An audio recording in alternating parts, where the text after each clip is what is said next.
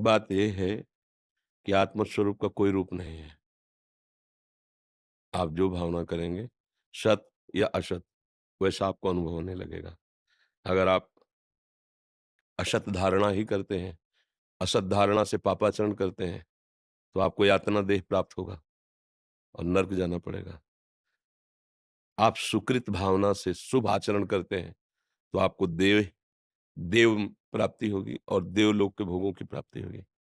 शुभ अशुभ दोनों धारणा करते हैं, तो मनुष्य योनि की प्राप्ति होगी। आप भगवत धारणा करते हैं, तो आत्मस्वरूप देह है, वो किसी पांच भौतिक नहीं है। वो जो आत्मस्वरूप है, वो चिदानंदमय है। जैसे श्री भगवान का नाखून भी श्री भगवान, रोम भी श्री भगवान। जैसे हम पांच भौतिक देहधारी केवल आंख से देख सकते हैं, भगवान पीठ से भी देख सकते हैं। आत्मस्वरूप चिदानंद, ऐसे ही भक्तों को चिदानंद देह मिलती है और जो कोई भाव नहीं करता, सब भाव को मिटा देता है, वो मोक्ष को प्राप्त हो जाता है। तरंग समुद्र में लीन हो गई। समझ रहे ना?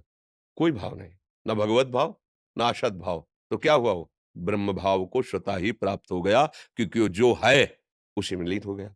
समुद्र की तरंग उठी थी वायु विकार से, वायु विकार नष्ट हुआ तो तरंग समुद्र पहले थी, बाद में भी समुद्री हो गई। बीच में तरंग नाम उसका वायु विकार के कारण हुआ।